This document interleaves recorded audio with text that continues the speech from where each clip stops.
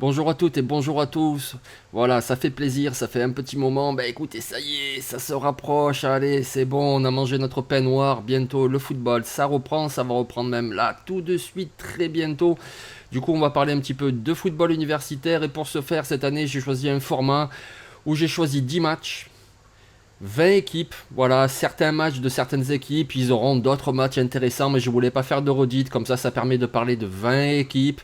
Donc je vais sélectionner 10 matchs, on va le faire en deux parties, 5 matchs aujourd'hui, 5 matchs la semaine prochaine. Et évidemment, on va parler un petit peu de pourquoi ces matchs sont intéressants, et puis notamment avec les joueurs, les équipes et tous les enjeux qu'il y a, etc. Alors, on y va sur YouTube, évidemment. Certains m'ont demandé, donc je l'explique. En fait, moi, je n'ai aucun abonnement à une plateforme audio. Voilà, je suis pas abonné ni à Spotify, ni à ma chaîne, ni à X. Donc, du coup, YouTube, pour moi, c'est gratuit. Donc, du coup, quitte à le faire sur YouTube, le faire en vidéo. Maintenant, vous n'êtes pas obligé de me regarder. Vous perdrez pas grand-chose. De temps en temps, je mets une photo d'un joueur ou d'une stat, etc. Mais vous perdez pas grand-chose. Vous pouvez aussi l'écouter comme un podcast. Voilà, c'est vous qui voyez. Avant de rentrer dans le vif du sujet, je vous annonce que cette année, voilà, quand la saison universitaire va commencer, je vais faire encore un nouveau format. J'aime bien me renouveler tous les ans. Et là, cette année, quasiment toutes les semaines, on va voir si c'est tout. J'espère, ça dépend pas que de moi, mais quasiment toutes les semaines. Le vendredi, vous aurez une vidéo d'un match du samedi et on parlera de ce match du samedi avec un fan. Voilà, je vais vous donner un exemple pour la première semaine, la week 0. Notre-Dame va jouer contre Navy. Bah, du coup, le vendredi, vous aurez une vidéo qu'on fera avec Augustin qui s'occupe du compte FR de Notre-Dame. Et donc, on parlera de l'équipe de Notre-Dame en général et puis du match. Et puis, ça sera ça toutes les autres semaines. Il y aura le responsable du compte de Texas, de Tennessee, etc. Toutes les semaines, on parlera d'un match qui arrive le lendemain avec un spécialiste de cette université. Dernière chose, avant de rentrer dans notre programme, voilà, je ne saurais que trop vous conseiller ce site, il s'appelle Our Lads. Voilà, je vais vous mettre une petite vidéo pour vous montrer, c'est juste pour, voilà, vous avez les effectifs, que ce soit des équipes NFL, que ce soit des équipes universitaires, parce qu'évidemment, vous allez prendre peut-être des notes, mais je vais vous jeter plein de noms, plein de noms, plein de noms, et puis, eh ben voilà, écoutez, vous pouvez retourner ensuite sur ce site, il y en a d'autres, hein, je veux dire, moi, j'ai rien à voir avec ce site, évidemment, mais c'est le site dont je me sers, donc c'est pour ça que je vous le montre, et ça vous permet de retrouver un petit peu tous les effectifs, que ce soit NFL ou universitaire, et du coup de faire un petit point par rapport aux joueurs dont je vais parler.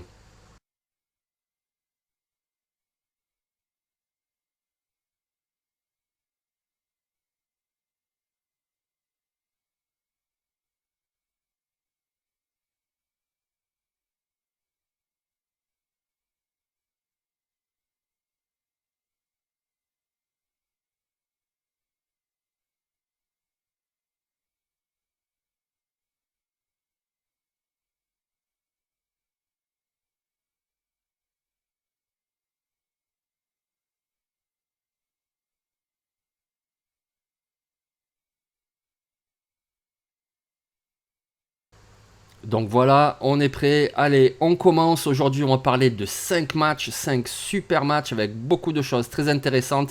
Allez, c'est parti. Notre premier match, c'est North Carolina contre South Carolina. Ça sera le 2 septembre. Voilà, notez-le sur l'agenda, c'est le 2 septembre. Pourquoi ce match est intéressant? Ben évidemment parce qu'il y a Drake. Non, pas celui-là, on parle de Drake May, le quarterback de North Carolina. Voilà, il est annoncé comme possiblement le numéro 1 de la draft 2024. A priori, il sera de toute façon dans le top 3.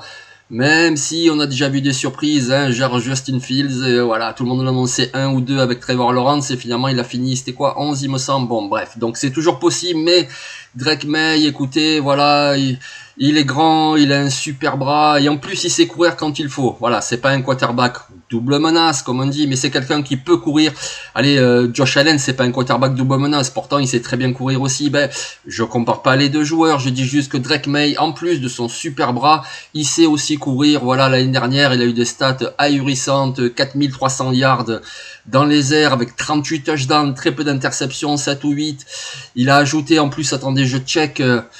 Il a ajouté 700 yards et 7 touchdowns au sol. Voilà le type de quarterback extraordinaire. A priori, il a tout ce qu'il faut. Alors cette année, ça va être très très intéressant de le suivre. Déjà parce que c'est sa dernière saison, donc la saison pour la draft. Mais en plus, il a un gros challenge à relever parce qu'à North Carolina, il est pas hyper bien entouré. Il a déjà en plus perdu ses deux meilleurs receveurs.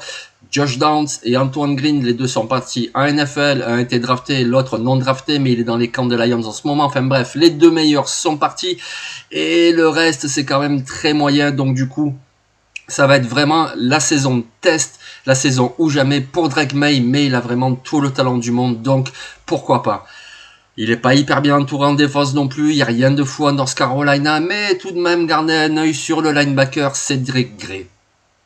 En face, South Carolina, oui, évidemment, on va parler du quarterback Spencer Rattler. Voilà, la plupart d'entre vous, vous le connaissez déjà parce que Rattler, c'est quelqu'un qui a beaucoup de talent et sans doute une tête de...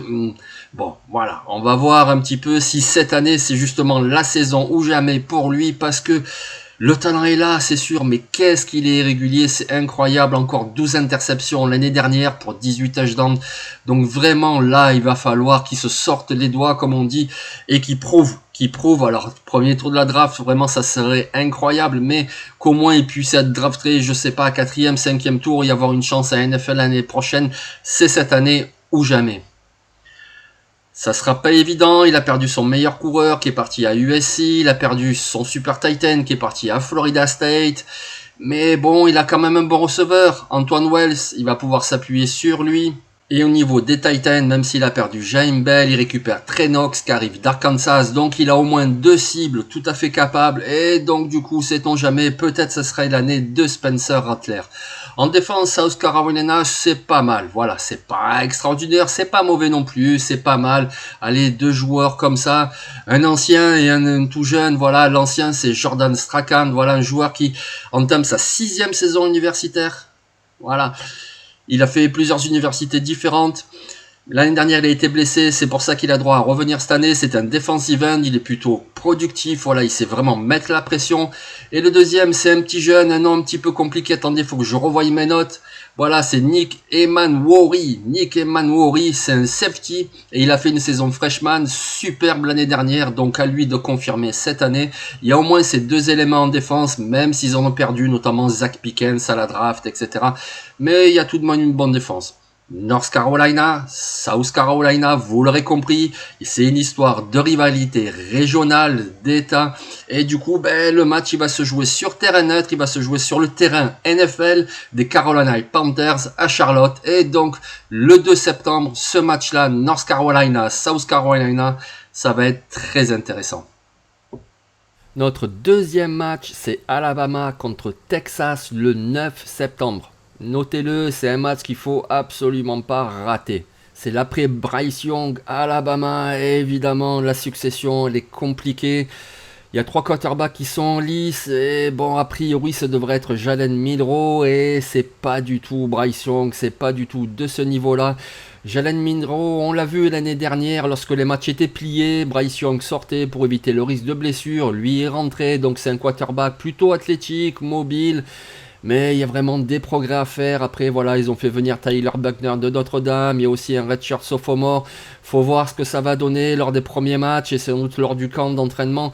A priori, ça devrait être 1000 €. C'est pas extraordinaire, mais écoutez, il y a quand même du talent. Il n'est pas à Alabama pour rien. Au niveau des skill players, les receveurs, les running backs, Alabama nous a tellement habitués à avoir des monstres aux positions de receveurs, de coureurs qu'on retrouve ensuite à NFL. Et cette année, c'est pas le cas. Voilà, c'est pas le cas. On n'a pas des potentiels receveurs du top 10, du top 15, des coureurs du deuxième tour. Vraiment, c'est pas le même niveau cette année. Alors attention, c'est quand même Alabama. Ils recrutent bien, donc il y a quand même des joueurs. Au niveau des receveurs, la paire Isaiah Bond et Ja'Cory Brooks, c'est quand même deux bons joueurs. Il y a deux coureurs expérimentés. Jess McClelland et Rodale Williams. Il y a également un freshman, on va voir s'il aura un petit peu de temps de jeu, Justin Hayes. Donc il y a quand même du talent, même sur la ligne offensive. Il y a un bon tackle droit, notamment J.C. Latam. Il y a un bon centre également, Dalcourt. Donc il y a quand même du monde, c'est quand même Alabama. Mais c'est vrai que c'est pas le Alabama qu'on est habitué à voir les années précédentes. En défense, ils ont perdu beaucoup à la draft. Et évidemment, comme tous les ans, je veux dire, Will Anderson, et puis Jordan Battle, et Brian Branch, etc. Ils ont perdu beaucoup de monde. Il reste encore des très bons joueurs, notamment l'edge rusher Dallas Turner, qui a le potentiel pour être un choix du premier tour. Lui aussi, il a le potentiel pour être choisi au premier tour. C'est le cornerback McKinstry, Kool-Aid McKinstry. Ensuite, autour d'eux, il y a encore des bons joueurs. Le defensive tackle Tim Smith, par exemple. Le defensive back Malaki Moore. Il y a encore des bons joueurs. C'est Alabama. Mais voilà, je vous le survends pas. C'est pas non plus le Alabama impressionnant des autres années. Mais attention, c'est Alabama, ça veut dire qu'ils sont bien coachés, ça veut dire qu'ils recrutent bien, donc il y a quand même du talent.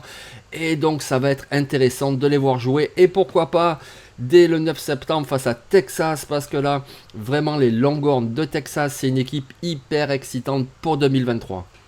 Ça commence évidemment avec le quarterback Quinn Ewers. Alors, il a coupé son mulet, c'est peut-être un petit peu dommage. Moi, j'aime pas du tout, mais bon, ça faisait quand même un style. Il l'a plu, mais alors attention, quel joueur? C'était la recrue lycéenne numéro 1, voilà, il y a 3 ans. Donc quand même, le talent est là, on l'a vu par séquence. Notamment, souvenez-vous, l'année dernière, Texas avait déjà joué contre Alabama et il avait été sensationnel avant de se blesser, malheureusement. Mais c'est un joueur pétri de talent, lui aussi va jouer gros cette année pour la draft 2024 et en plus il est très très bien entouré. Au poste de receveur, il y a toujours Xavier Worthy qui est une petite bombe, il a le potentiel lui aussi pour être au premier tour, en tout cas un choix entre 20 et 50 c'est sûr et certain, c'est vraiment un super receveur. Ils en ont fait venir 2 autres, il y a Isaiah Neyor, il y a Adonai Mitchell qui lui arrive de Georgia. Il y a en plus un très bon Titan, Jatavion Sanders, donc il a vraiment des armes en attaque, une ligne offensive avec des jeunes joueurs mais en pleine progression. Quinn Ewers a vraiment l'occasion là de faire quelque chose de grand. Surtout que Texas a perdu le super Bijan Robinson. Et donc sans Bijan Robinson, le coureur star, l'attaque elle repose vraiment sur les épaules de Quinn Ewers et à lui de jouer. En défense, rien d'extraordinaire, mais tout de même des joueurs à surveiller, des joueurs avec du talent. Notamment le super linebacker Jade Baron, voilà, très très bon. Un defensive back qui fait un petit peu de tout aussi. Jalen Ford. A voir si le safety Jalen Catalon va enfin rester en bonne santé. Lui qui depuis le début de son cursus universitaire, notamment avec Arkansas, il est tout le temps blessé, c'est dommage, il a beaucoup de talent. S'il reste en bonne santé, c'est un super recrutement. Et puis devant, il y a 2 costauds, voilà, Tevondre Campbell et Alfred Collins. Il y a quand même voilà, du monde en défense. Du coup, Alabama, Texas, un match hyper excitant. En plus, un match qui pourrait être plus équilibré que les autres années. Donc du coup, vraiment, ce match-là, le 9 septembre, Alabama-Texas, faut pas rater ça. Troisième match, et un troisième match magnifique. Clemson qui reçoit Florida State le 23 septembre. Notez bien le rendez-vous, le 23 septembre. Clemson dans son stade avec une ambiance extraordinaire qui reçoit Florida State. Alors Clemson, l'attaque va être hyper excitante cette année avec notamment le duo Klubnik-Will Shipley. Ked Klubnik, c'est le quarterback, on l'a vu l'année dernière, il a pris le relais de DJ Wangalele qui était en difficulté. Klubnik, sur un plan statistique, si vous regardez les stats de l'année dernière quand il a joué, c'est pas fameux, mais alors attention, il a vraiment tout ce qu'il faut. C'est un quarterback très intelligent, capable d'être très précis, qui en plus a un très bon bras, qui sait très bien allonger le ballon quand il le faut. C'est un quarterback plein d'avenir, avec beaucoup de talent, et donc cette saison 2023, ça va être vraiment la saison où il va prendre son envol avant de devoir confirmer l'année prochaine. Pour le soutenir, il peut compter sur un super running back qui s'appelle Will Shipley. Voilà, il est fantastique. En plus, il est très beau à voir jouer parce qu'il est très explosif. Et alors, il peut passer en force, mais surtout aussi en vitesse. Il est quasi inarrêtable. C'est un joueur vraiment électrique. Will Shipley, il a signé 11 touchdowns sur la saison freshman, 15 touchdowns la saison sophomore et on s'attend cette année à ce qu'il refasse encore une méga saison et sans doute drafté au 2e ou au 3e tour en 2024 parce que voilà, le talent est énorme. Donc ce duo là déjà à Clemson, c'est très très beau. Ensuite, au poste de receveur, on n'oublie pas, il y a beaucoup de talents qui n'ont pas encore vraiment confirmé. Bo Collins, qui a été touché par une blessure, mais alors attention, quel talent celui-là, s'il reste en bonne santé et qui confirme ses aptitudes, c'est un super receveur que moi j'aime beaucoup. On n'oublie pas non plus Antonio Williams, bref, il y a du monde, il y a notamment aussi le Titan Jake Briningstool. L'attaque de Clemson, elle est vraiment très très belle, il faudra voir au moins un match ou deux de Clemson cette année parce que c'est vraiment magnifique.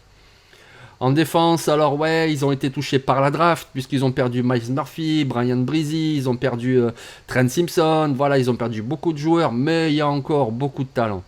Déjà, il y a les éternels sur la ligne défensive, Xavier Thomas, Tyler Davis, et puis Oro, voilà, des joueurs avec beaucoup d'expérience et beaucoup de qualité.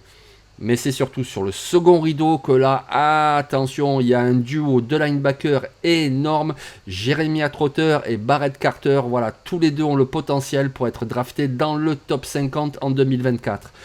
Même potentiel pour un super safety, il s'appelle Andrew Mukuba. Bref, Clemson, attaque, défense, il y a vraiment du monde en plus. Voilà, il y a un bon coach, il y a un super stade. Vraiment Clemson, une équipe à suivre. Et notamment face à Florida State. Parce que c'est une rivalité de conférence, l'Atlantic Coast Conference, ACC. Voilà, c'est un match de rivalité. Et puis alors attention, Florida State, ils sont en train de renaître. Ça fait plaisir parce que c'est une grosse université, mais qui a connu un gros creux. Et déjà l'année dernière, ils sont revenus sur le devant de la scène et ils devraient confirmer en 2023. Pourquoi? Parce qu'il y a beaucoup de talent. Ça commence avec le quarterback Jordan Travis, lui aussi très très beau à voir jouer. Son profil double menace, il a fait des progrès à la passe, donc il peut passer le ballon, il peut aussi le porter. Il est très vif, très rapide, il gagne beaucoup de yards au sol, il inscrit des touchdowns au sol. C'est vraiment un super playmaker et lui aussi va jouer gros cette année. Ça sera sa dernière saison. S'il l'a réussi, lui aussi on en parlera pour la draft. En plus de ça, il va pouvoir s'appuyer sur pas mal de bons joueurs. Ils ont fait venir un receveur qui s'appelle Keon Coleman. C'est un très bon receveur. Il y a déjà un receveur qui est très bon, très grand, l'immense Johnny Wilson. Lui aussi un candidat pour la prochaine draft. Il a vraiment beaucoup d'armes à disposition, même un bon coureur comme Trey Benson. Bref, cette attaque de Florida State est vraiment très excitante. Ça sera très intéressant de les voir face à la défense de Clemson. Et Florida State a également des arguments à faire valoir en défense avec notamment Jared Verse qui est pour l'instant le meilleur edge rusher pour la prochaine draft parce que voilà, il a tout ce qu'il faut, il est grand, il a de l'envergure, il a de la fluidité de mouvement, il est rapide, il a fait une saison 2022 fantastique, il aurait pu être drafté au premier tour, il a choisi de revenir à Florida State, s'il refait le même type de saison, c'est un choix du top 10 de la draft 2024. Jared Verse, retenez bien ce nom si vous ne le connaissez pas. Fabian Lovett, Hakeem Dent, il y a également d'autres défenseurs dans cette escouade qui ont fait vraiment une équipe complète. Florida State, il y aura plusieurs matchs intéressants cette année, notamment contre Florida par exemple. Mais voilà, contre Clemson, ça risque d'être le match de l'année dans la conférence. Donc vraiment, notez bien ce rendez-vous le 23 septembre, Clemson, Florida State.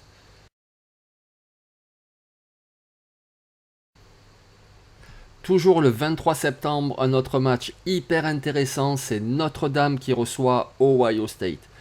Notre-Dame, voilà, c'est une fac emblématique aux États-Unis. Tous leurs matchs sont diffusés sur NBC. Voilà, ils ont une fanbase incroyable dans tout le pays. Voilà, c'est Notre-Dame, ok, c'est le côté catholique, mais c'est aussi toute l'histoire. C'est la fac de Joe Montana, etc. Voilà, c'est Notre-Dame, c'est vraiment un haut lieu du football universitaire. Et en plus de ça, ils ont régulièrement une très bonne équipe. Ils ont une très bonne équipe cette année. En défense, voilà, l'entraîneur c'est Marcus Freeman, on le sait, c'est un spécialiste défensif. Et même s'ils ont perdu quelques joueurs comme Isaiah Foskey qui a été drafté en 2023, il y a encore pas mal de monde intéressant, notamment une très belle paire de linebackers avec Bertrand et Kaiser. Voilà, c'est deux très bons joueurs, c'est plus le profil besogneux du Romal, mais c'est ça aussi le football. Et puis beaucoup de talent sur la ligne arrière, notamment le duo de cornerbacks Benjamin Morrison et Cam Hart. Voilà, pour la couverture, c'est très bien. Ils auront encore une très belle défense, Notre-Dame, mais c'est surtout en attaque. C'est surtout en attaque qu'en 2023, il va falloir suivre cette équipe parce que attention, il y a vraiment des atouts. À commencer par un nouveau quarterback qui s'appelle Sam Hartman. Il arrive par transfert. Et l'année dernière, on l'a bien vu avec Wake Forest, il avait tout fracassé. Voilà, c'est un bombardier. C'est quelqu'un qui sait très bien conduire une attaque. C'est quelqu'un qui est capable d'arroser en profondeur, mais également sur courte distance. C'est pas quelqu'un qui sait beaucoup courir, etc. Mais c'est pas ce qu'on lui demande, c'est vraiment un lanceur depuis la poche, c'est un très bon joueur. Et c'est un des 10 meilleurs quarterbacks au niveau universitaire pour 2023. Donc rien que ça, déjà, ça vous pose une attaque. En plus de ça, il sera très très bien protégé, notamment sur son côté aveugle avec Joe Alt, qui est un left tackle, qui a tout. Voilà, il est grand, il est puissant. Je trouve qu'il manque un poil de vitesse, mais bon voilà, c'est vraiment pour histoire de sortir une critique parce que le gars, il a le potentiel pour être un top 5, un top 10 de la draft. Voilà, c'est ce genre de tackle offensif. C'est quelqu'un hyper doué qui sera très convoité à la prochaine draft. Et en plus, de l'autre côté, à droite, il y en a un qui est pas mauvais du tout. Il s'appelle Black Fisher. Donc voilà, Sam Hartman sera vraiment très à l'aise avec ses deux tackles, un de chaque côté. Il aura vraiment de quoi faire. Rien que ça, il pourra conduire l'attaque. En plus de ça, il peut s'appuyer également sur le jeu au sol, sur quelqu'un qui s'appelle Audric Estimé. Voilà, c'est un coureur qui est très puissant, très costaud, très puissant. Donc il y aura du jeu aérien, il y aura du jeu au sol, il y aura également de la défense. Et écoutez, Notre-Dame, vraiment, en 2023, Notre-Dame, il faut les surveiller. Les surveiller, et notamment dans ce match-là, parce que c'est Ohio State. Évidemment, le plus grand challenge de Ohio State, ça va être de se relever du départ de CJ Stroud. C'est un programme très réputé, donc forcément ils attirent les meilleurs lycéens. Donc oui, ils vont avoir un quarterback complètement inexpérimenté, mais forcément avec beaucoup de talent. Alors pour l'instant, lequel, je ne sais pas encore. Ce sera soit Kyle McCord, soit Devin Brown, deux quarterbacks, deux recrues 4 étoiles. L'année dernière, ils ont patienté derrière CJ Stroud et puis là, sans doute Kyle McCord. Et il va avoir les rênes de l'équipe et à lui de jouer, mais alors attention, il a vraiment tout ce qu'il faut. Déjà, il y a du monde sur la ligne offensive, notamment le guard Donovan Jackson. Il y a également deux bons tackles, même si Paris Johnson et Dawan Jones sont partis. Ce seront des jeunes, évidemment, mais des grosses recrues là aussi. Mais forcément, pour un jeune quarterback, il s'appuie surtout sur ses receveurs et sur ses coureurs. Et là, Ohio State, qu'est-ce que vous voulez faire de mieux, notamment au poste de receveur? Il y a Marvin Harrison Jr., la merveille, la pépite. Il a tout, il a la taille, il a le jump, il a la qualité des tracés, il a la fiabilité des mains. Il a vraiment tout ce qu'il faut, sans doute un futur top 5 de la draft en 2024. Voilà, c'est pas juste parce que c'est le fils de son père, alors on en parle. Non, c'est un joueur extraordinaire. Marvin Harrison Jr., c'est la nouvelle sensation du football universitaire et la prochaine sensation à NFL. Personne n'en doute une seconde, c'est vraiment un joueur extraordinaire. Et en plus, il n'est pas seul, c'est-à-dire que les défenses adverses ne pourront pas mettre 3 joueurs sur lui, c'est pas possible parce que vous avez du Emeka Egbuka. Voilà, c'est un joueur qui a le potentiel pour partir au premier tour, sans doute fin de premier, début second, mais voilà, c'est ce type-là de joueur. Il y a également un Julian Fleming. Depuis 3 ans, il n'a pas tout à fait confirmé son statut, mais bon, en même temps, il y avait Chris Olave, il y avait Garrett Wilson, il y avait Jackson Smith-Njigba. Il a eu du mal à se frayer un chemin, mais c'est un receveur avec beaucoup de talent. Et donc là, voilà, ça nous donne un trio extraordinaire. On rajoute à ça le Titan, Cade Stover, vraiment un très bon joueur. Et puis également des coureurs, allez, on y va. Trevelyan Anderson, lui aussi une méga recrue lycéenne. Il a été gêné par des blessures dans son développement, mais quel talent. Il a le potentiel pour tout casser cette année. En plus, il n'est pas tout seul. Il y a également Mian Williams qui a pris le relais quand Ernest était blessé l'année dernière. Donc, jeu au sol, check. Jeu aérien, check. Évidemment, voilà, la question du quarterback à Ohio State, forcément, ça sera fondamental quant à leur saison. Pour ce qui est de la défense, bon, ben, on est habitué avec Ohio State, c'est toujours full de super joueurs. Et là, évidemment, ça ne déroge pas à la règle. Vous avez le defensive end Jack Sawyer, vous avez le defensive end JT Tumolo. Et au milieu des deux, le defensive tackle, le super pénétrant Michael Hall. Là aussi, un nom à retenir en vue de la prochaine draft. Michael Hall, vraiment ce type de defensive tackle qui sait mettre la pression, qui sait déchirer la poche adverse depuis l'intérieur. Vraiment un joueur à surveiller. Vous avez le linebacker Tommy Etchenberg, vous avez le cornerback Denzel Burke, vous avez des super joueurs de partout, vous avez évidemment des bons coachs. Donc du coup, Ohio State, il faudra compter avec eux cette année. Et évidemment, voilà, c'est un petit peu comme pour Alabama. Le problème du quarterback, c'est vraiment l'énigme à résoudre pour cette année. Parce que sinon, le talent est de partout. Donc vous l'aurez compris, Notre-Dame, Ohio State, il y a du talent de partout, des deux côtés du terrain, dans chaque équipe. Du coup, ça devrait nous faire un très très beau match. En plus, un match équilibré, puisque voilà, c'est plutôt Notre-Dame qui a l'avantage du quarterback. Donc du coup, ça rééquilibre un tout petit peu les forces, puisque l'effectif est un petit peu meilleur du côté d'Ohio State. Du coup, ça pourrait nous faire un super match dans un très grand stade avec une grosse ambiance. Franchement, voilà, ne ratez pas ce match-là, c'est pas permis. C'est Notre-Dame contre Ohio State et je vous rappelle la date. Et c'est le 23 septembre. Notre cinquième et dernier match aujourd'hui, c'est une des plus belles et des plus anciennes rivalités du football universitaire. C'est Ole Miss, Mississippi, qui reçoit LSU. Voilà, Ole Miss, LSU, c'est une grosse rivalité. C'est deux universités avec sans doute les meilleurs avant-matchs de tout le football universitaire, les tailgates. Voilà, celui d'Ole Miss est extraordinaire. Celui des LSU est peut-être juste derrière, mais voilà, c'est vraiment une superbe rivalité. Et évidemment, sur le terrain, ça donne toujours des matchs très engagés. Cette année, Ole Miss, ben voilà, c'est l'entraîneur Lane Kiffin, donc ça attaque beaucoup par les airs. Ils ont perdu le receveur Jonathan Mingo, drafté par les Panthers de Carolina, mais ils ont fait venir par transfert le super Zachary Franklin qui nous vient d'une fac un peu plus modeste, UTSA, mais il sort de 2 saisons à plus de milliards. Il y a toujours Jordan Watkins, il y a toujours Trigg, le Titan, donc il y a encore des armes au niveau aérien pour le quarterback Jackson Dart, puisqu'a priori ça devrait être lui, même s'ils ont fait venir aussi Spencer Sanders, le quarterback qui était avant à Oklahoma State. Donc au niveau aérien, Lane Kiffin, on le connaît, ça va bombarder.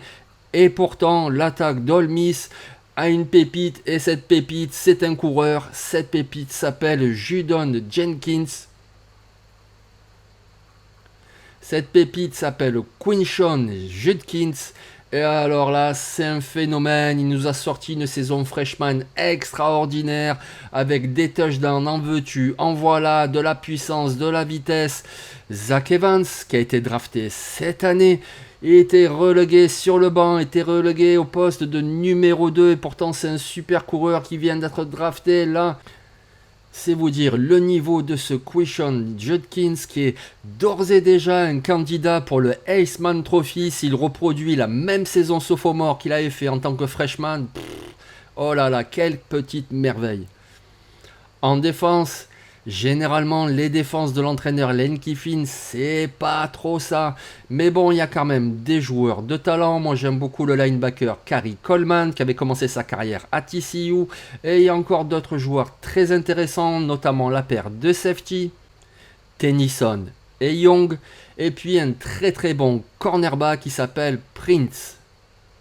DeAndre Prince, voilà, un très bon joueur. Donc du coup, il y a quand même des armes en défense pour essayer de contrer LSU et tous les opposants de la meilleure conférence universitaire, la SEC.